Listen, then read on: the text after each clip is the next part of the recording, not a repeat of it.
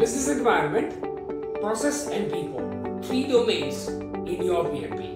Business environment focuses on the strategic objectives and goal of your organization, project life cycles, business value, how the projects deliver value and get aligned, talks about organization change management, and governance and compliance.